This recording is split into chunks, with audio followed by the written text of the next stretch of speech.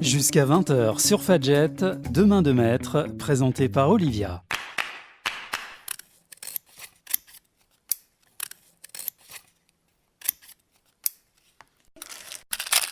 Le métier que je fais, c'est un métier de passion. J'ai toujours voulu faire ça. C'est pas tous les jours facile, mais le fait de faire ce qu'on aime, c'est enrichissant tous les jours.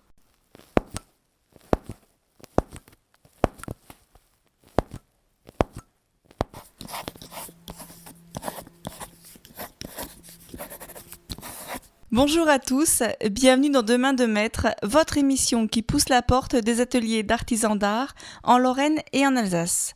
Deux mains de maître s'intéresse aujourd'hui aux créations ethniques de Julie Varnier, alias Kumbeli, créatrice textile installée à Villers-le-Sec dans la Meuse. De l'Afrique à l'Australie, en passant par les fleurs de son jardin, Julie Varnier s'inspire de tout ce qui l'entoure pour créer ses parures brodées et ses bijoux en chute de tissu. Bonjour Julie Varnier, merci de me recevoir dans votre atelier en Meuse, en Lorraine. Bonjour, merci d'être venue jusqu'ici dans la Meuse.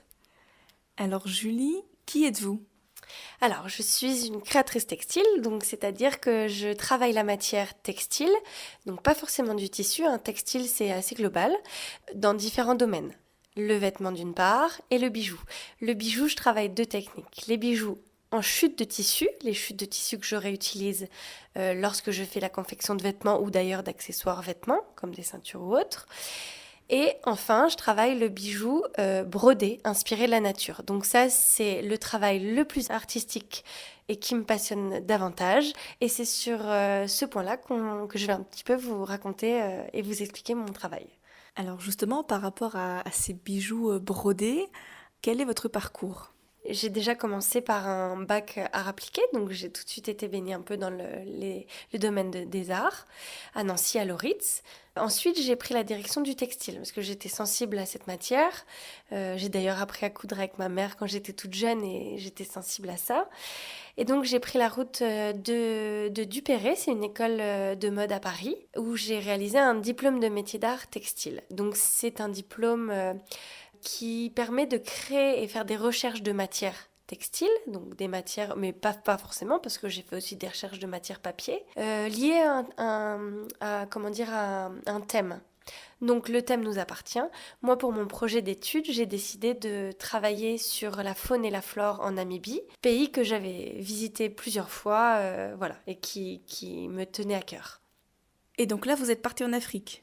Alors, à l'issue du diplôme, donc avec une amie, on a décidé de partir en Afrique pour découvrir les ateliers textiles et autres d'Afrique de l'Ouest. Donc, on est parti au Sénégal, au Mali et au Burkina Faso. On y a appris des techniques que ce soit de teinture, donc le bogolan, le batik, c'est des techniques propres à ces pays. On a aussi bien travaillé les techniques de bronze à la cire perdue. On a aussi découvert les ateliers de tailleur, de confection. Voilà, différentes techniques. C'est à ce moment-là qu'on a aussi commencé à développer un petit peu, on continuait à faire nos manipulations textiles et nos manipulations artistiques, on va dire. Et du coup, c'est là que j'ai commencé à récupérer les chutes de tissu laissées par les artisans, les tailleurs dans les rues. Et c'est aussi là que je réutilisais les techniques apprises à l'école. L'année d'après, une fois le voyage terminé, j'ai décidé de reprendre la route du Mali. Et j'ai ouvert un petit atelier avec un artisan où je travaillais sur place et où je pouvais vendre aussi un petit peu mes pièces. L'année s'est passée et puis je me suis rendu compte que j'avais quand même quelques lacunes en couture et en patronage. Donc j'ai pris la route de la France pour venir me reformer. Et donc là, retour en France, et vous vous formez à quelle technique alors ? Alors, je me suis formée en couture. Alors, j'étais autodidacte jusque-là. J'avais appris à coudre avec ma mère, toute jeune. Donc, je suis quand même retournée à l'école pour vraiment avoir les bases et de perfectionnement, en fait. À travers un CAP ? À travers un CAP couture floue à Taon-les-Vosges, dans le lycée Émile Gallet. En Lorraine ? En Lorraine, voilà. Ensuite, je me suis rendu compte aussi qu'il fallait que je me perfectionne en patronage. Donc là, j'ai fait une formation à Paris, à la Chambre syndicale de couture. C'était une formation d'une journée par semaine pendant 6 mois. Donc c'était une formation plutôt rapide. Et ensuite, vous décidez de lancer votre marque éponyme Kumbale. Voilà, Kumbele. Donc ça, c'était en octobre 2012, si je me souviens bien. Je me suis dit, allez, je me lance, j'ai de quoi commencer. J'avais commencé à travailler un petit peu mes bijoux et un petit peu de vêtements, mais plus bijoux. Donc je me suis dit, allez, je me lance et j'ai créé ma marque. Et alors, Kumbele, ça veut dire quoi? Alors, Kumbele, c'est un mélange de bambara et de français. Le bambara, c'est la langue officielle, nationale du Mali. J'aimais bien la libellule, donc Mohamed Koumba, c'est la libellule en bambara. Donc j'ai gardé la tête, Koumba, et j'ai rajouté ailé pour imager la tête ailée, la tête qui pense et qui crée en s'inspirant de ci et de là, en fait, hein, de la faune et de la flore, et voilà. Et qui traverse les frontières. Voilà, qui traverse les frontières. Voilà. Julie, pourquoi travailler le cuir dans vos bijoux? Alors le cuir n'est pas venu tout de suite. À la base, dans mes bijoux inspirés de la nature, donc qui utilisent une technique issue de la vannerie, mais vraiment développée, je travaillais avec des cordons de coton et je les brodais avec du fil de coton. Donc tout était en coton. Et je me suis rendu compte peu à peu que le coton n'était pas tellement rigide. Donc en Afrique, au Mali, j'ai commencé à utiliser les cordons de cuir que les artisans fabriquaient eux-mêmes. Et je me suis rendu compte que ça avait beaucoup plus de tenue. Le cordon de cuir plus le fil de coton à broder dessus crée une matière voilà, assez rigide et plus jolie, avec un aspect un peu différent. Donc c'est venu comme ça. Et donc, l'Afrique a été un petit peu le point de départ vers cet ailleurs. Mais maintenant, vous créez aussi d'autres pièces du Brésil et d'autres pays, pas que de l'Afrique. Oui, c'est ça. Alors, le point de départ en études, c'était vraiment, je m'inspirais de la Namibie et de la faune et de la flore que j'ai rencontrée là-bas lors d'un voyage. Mais petit à petit, en fait, je m'ouvre vraiment à d'autres sources d'inspiration qui m'entourent parce que j'habite ici dans la nature, hein, dans un petit village de la Meuse. Donc, aussi bien des fleurs du jardin de ma mère, ou bien des oiseaux que j'ai rencontrés ici ou là, ou qu'on m'a parlé, ou bien des oiseaux qui viennent vraiment de l'autre bout du monde, au Brésil, en Australie. Voilà. Un exemple en particulier? Alors par exemple, Banksia mesneri, donc c'est un arbuste qu'on rencontre en Australie. Et ça, c'est un autre artisan qui lui fait des petites boîtes en bois, qui utilisait le bois, en fait la graine de Banksia, qui m'a parlé de ça.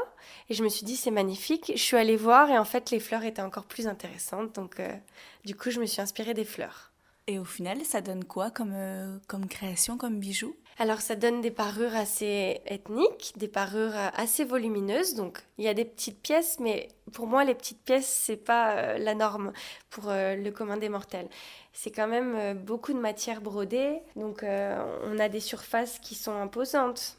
Vous, Julie, quelle est votre création préférée? Alors, je pourrais pas dire que j'en ai une préférée, mais j'en ai une qui m'a pris beaucoup de temps et que j'affectionne particulièrement. Et j'ai créé un corsage inspiré du pan, donc du pan bleu. Donc, on voit là juste en face de nous. Voilà, voilà. Donc, on peut aller le voir un peu oui, plus oui, oui. Donc en fait, c'est tout le dos est brodé de différents, on va dire, yeux, les yeux du pan. Et donc c'est à ce moment-là, d'ailleurs, au début, j'utilisais vraiment que des cordons et du fil de coton. Mais pour faire une pièce d'envergure comme ça, c'est plus un bijou, c'est on va dire, bijou-vêtement. C'est quasiment un vêtement tout en cuir. Donc là, j'ai inséré petit à petit la peau pour avoir des unis et des surfaces plus grandes parce que j'avais pas le temps de broder toute la surface entièrement de cordon de cuir. Sur le devant, c'est plutôt uni. Quelle couleur? Donc dans les teintes du pan, donc vert, un vert kaki. En fait, j'utilise différentes sortes sortes de cuir, différentes teintes pour créer un petit peu les différents aspects du plumage du pan. Devant, on a quand même le bleu qui représente, on va dire, la crête du pan, qui entoure tout le cou et qui vient entourer la poitrine. Et tout le reste, c'est vert, enfin, un jeu de vert. Dans le dos, ensuite, c'est là qu'on voit tout le travail de broderie de cordon avec les différents œillets du pan. donc qui là reprennent les teintes du bleu au rose jusqu'au vert. On a des parties qui sont beaucoup plus travaillées, comme le bas du dos, avec des petites, on va dire, des petites tiges de cuir qui représentent le bout du plumage du paon. La queue. Voilà, la queue du paon. Julie, vous nous montrez la première étape pour réaliser un bijou Kumbele. On y va, c'est parti, je vous suis dans votre atelier confection.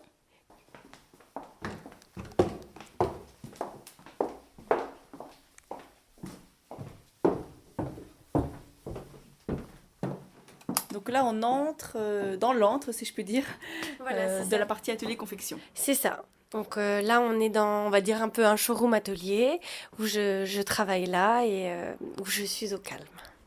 Donc là, Julie, on vient d'arriver à la partie atelier. C'est quoi la première étape du travail? Alors la première étape, c'est de chercher une source d'inspiration. Une fois que je l'ai, eh ben, je commence à dessiner mon modèle. Donc, Là, par exemple, c'est quoi? alors là, je me suis inspirée du papillon le monarque. Donc c'est un papillon orangé avec des teintes noires et blanches. Je m'inspire des ailes du papillon et j'essaye de trouver des formes. Donc le point de départ, c'est vraiment l'aile. Mhm.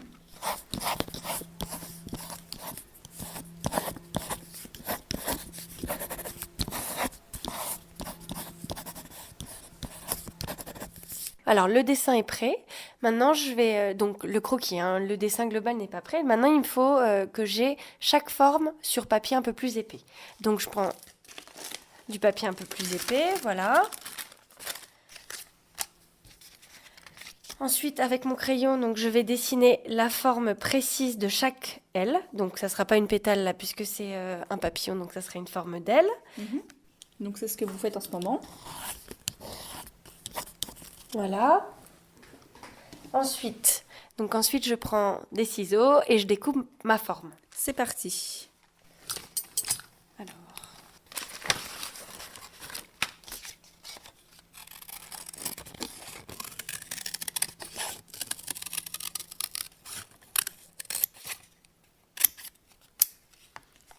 Voilà, ma forme est prête. Ensuite, donc j'ai mon enforme en papier. Je prends ensuite la peau, donc le cuir. Donc là, vous preniez une sorte de cuir blanc, si je peux dire. Alors j'utilise donc de l'agneau. C'est une matière qui est assez souple et la bonne épaisseur pour moi. Donc là, j'ai un cuir blanc, mais la prochaine étape, j'aurais très bien pu prendre un cuir orange parce qu'il y a 3 couleurs dans l'oiseau. Avec ma forme, en papier, je la pose sur mon cuir, je fais l'enforme. Donc l'enforme, c'est-à-dire, c'est quoi? Alors en fait, c'est l'enforme en papier, le patron, on va dire, c'est le patron du papier. Je le trace. Avec une sorte de feutre noir. Oui, voilà, ça peut être un stylo, un feutre noir. À l'envers, je le trace.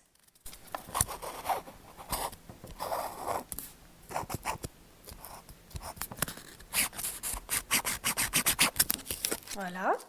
Et ensuite, je vais redécouper avec mon ciseau.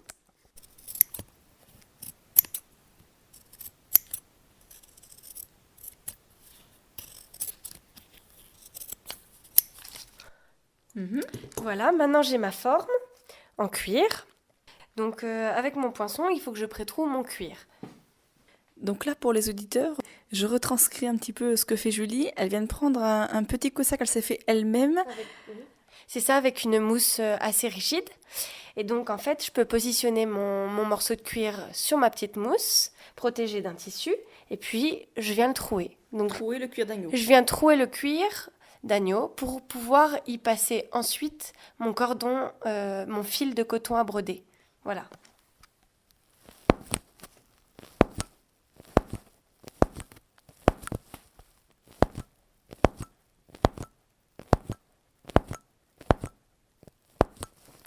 Le but de le faire à la main, c'est qu'on est régulier.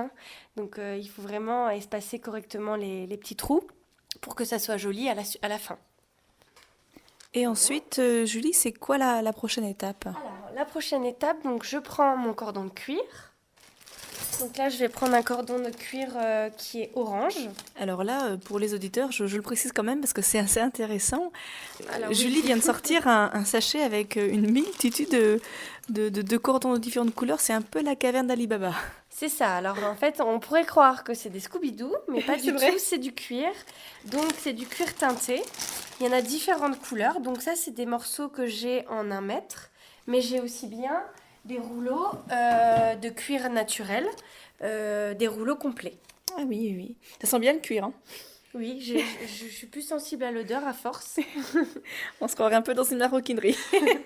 Je prends donc mon fil, mon cordon de cuir orange. Je prends une aiguille, alors ça c'est important, une aiguille à tapisser, c'est une aiguille à bourron. Donc c'est une petite aiguille avec un bourron. Bon, c'est pas une aiguille toute fine pour coudre, hein, c'est un peu plus gros quand même. Ensuite, je prends mon cordon de cuir, mon cordon ensuite de coton. Donc c'est du fil de coton à broder. Donc là j'ai on va dire ma petite boîte remplie de fils. De différentes couleurs, De en différentes de nuancier. couleurs. Donc, je choisis la bonne couleur. C'est numéroté pour que je m'en souvienne. Voilà. Je prends mon fil, je le débobine, hop. Je l'humidifie et je le passe dans le chat de l'aiguille. Voilà. Une fois que j'ai mon fil sur mon aiguille, alors, hop. Qu'est-ce que vous faites, la Julie? Alors là, je prends donc mon fil de coton, mon cordon à côté, et je vais en fait coudre, en passant à travers les trous que j'ai faits, le cordon de cuir à côté de la matière en cuir, à côté de la peau. En fait, vous emprisonnez le cordon de cuir. C'est ça, en fait, c'est comme si je le tissais, c'est au-dessus, en dessous, au-dessus, en dessous. Voilà.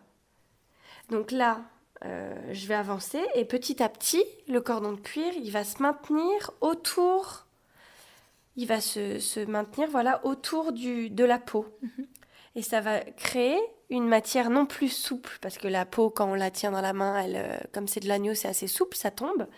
Le fait d'avoir mis le cordon de cuir tout autour, ça va rigidifier la matière.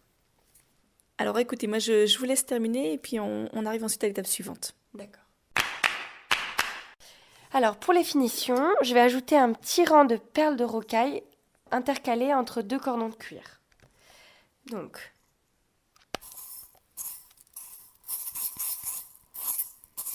voilà. Donc j'ai pris des rocailles qui sont un petit peu nacrées roses, voilà, pour donner un petit côté lumineux. Donc là, je change d'aiguille parce que le chat ne va pas passer dans la perle. Je choisis une aiguille toute fine avec un chat tout fin. Je sélectionne mes perles, voilà. Il faut avoir une bonne vue aussi. Oui, il faut avoir une bonne vue et un bon éclairage. Oui. Et après, c'est fini. Alors après, c'est fini? Non, pas tout à fait. Après, une fois on les a liées entre elles, on raccorde le tout à un cordon et ensuite on met le fermoir. Julie, vous avez exposé au Grand Palais à Paris pour le salon Révélation. Donc c'est un salon qui est organisé par Ateliers d'Art de France. Donc c'est le syndicat des métiers d'art auquel je suis adhérente depuis l'année dernière. Et donc en fait c'est une opportunité que la région m'a offerte de participer. Donc on avait un stand de Lorraine avec plusieurs artisans.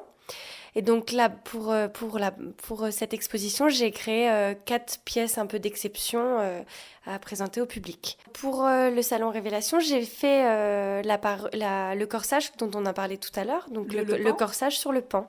Voilà, c'était une des grosses pièces que j'avais présentées. J'ai fait un second corsage sur le thème de la pintade vulture, donc c'est la pintade vautour. C'est une pintade qui est bleue et blanche.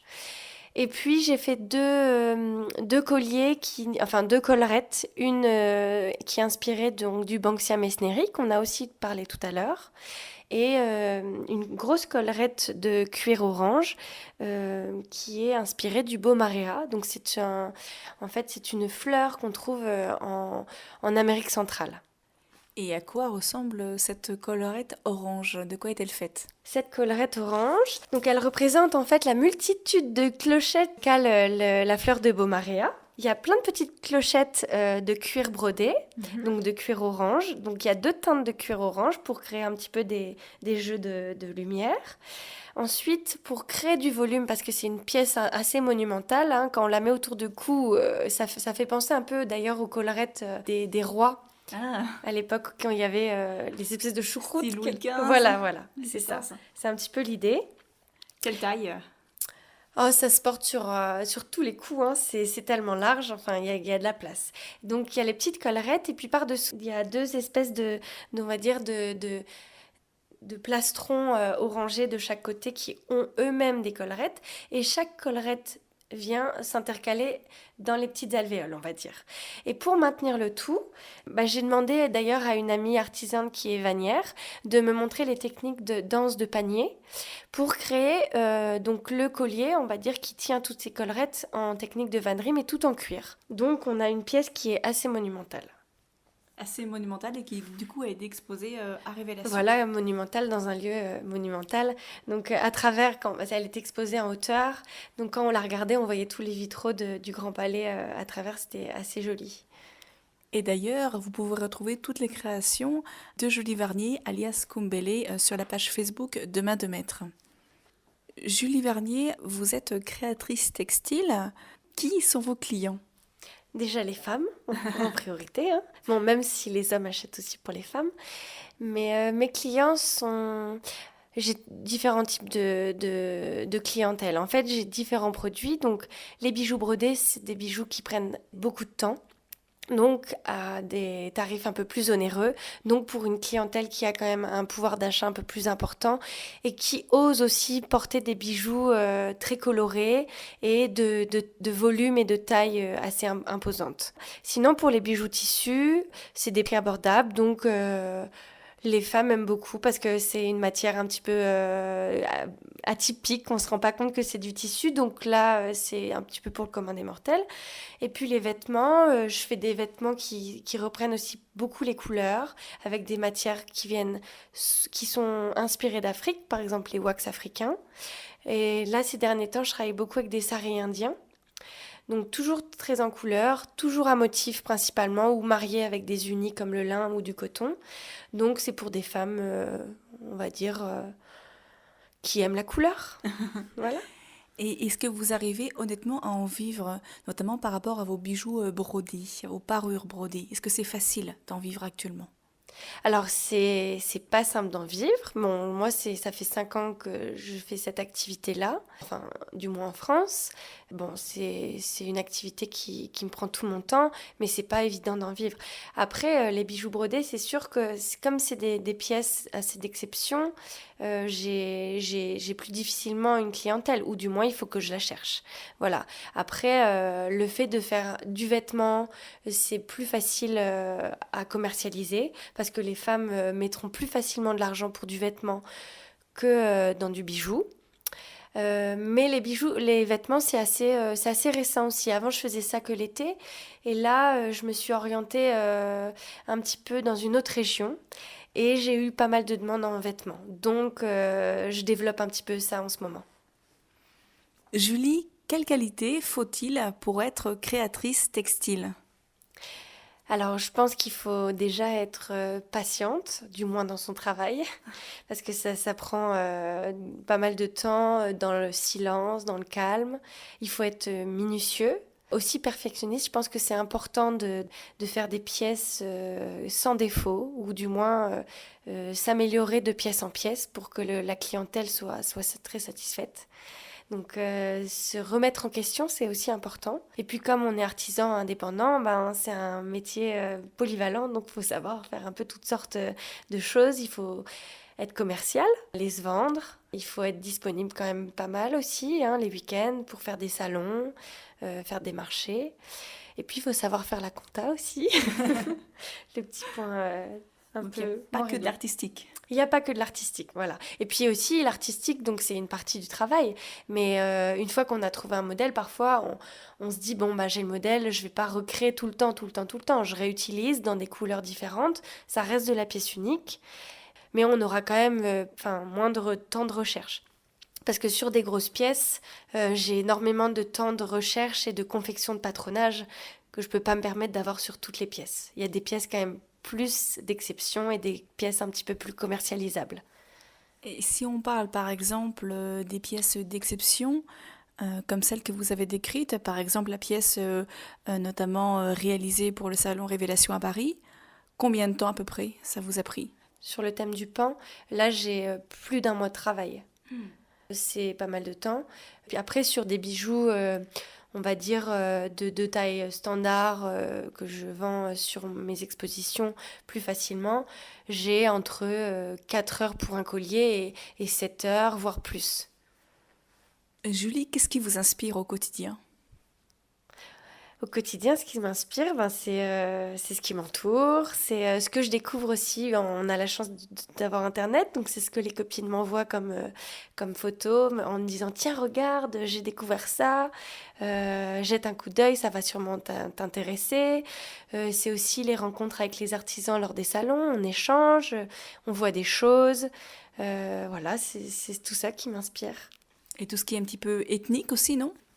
Oui, bien sûr, ouais, ouais. Je suis assez attirée par toutes les cultures orientales et ethniques, enfin africaines aussi.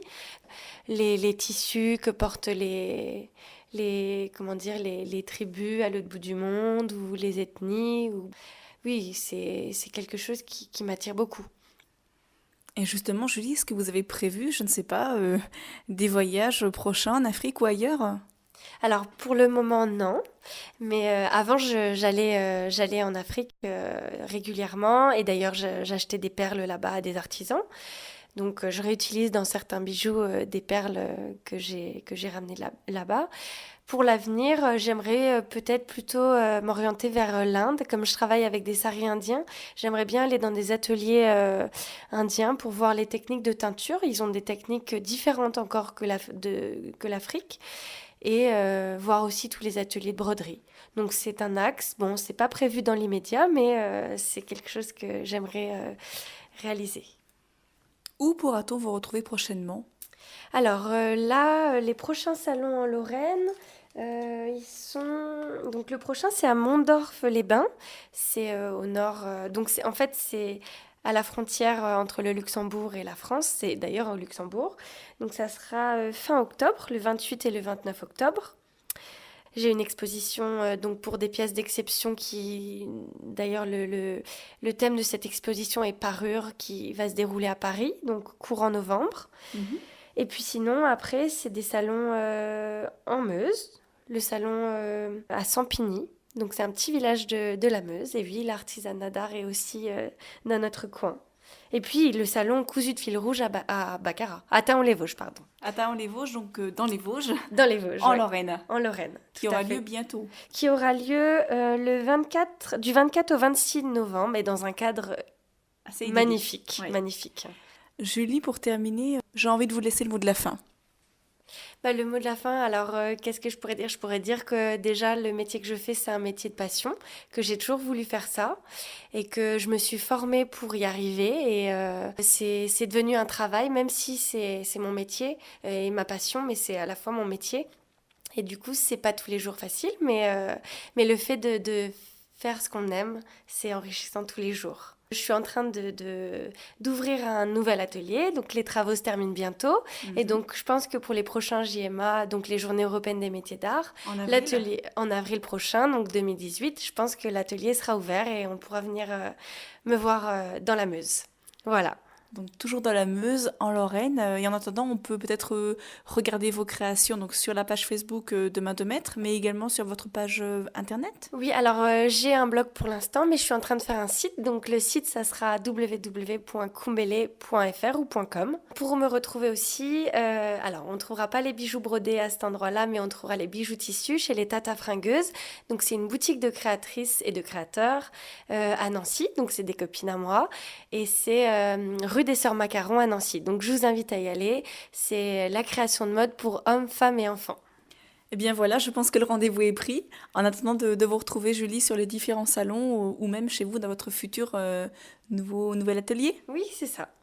Merci beaucoup, Julie, en tout cas de m'avoir reçue chez vous dans votre atelier en Meuse, en Lorraine. Merci à vous, c'est gentil d'avoir fait la route.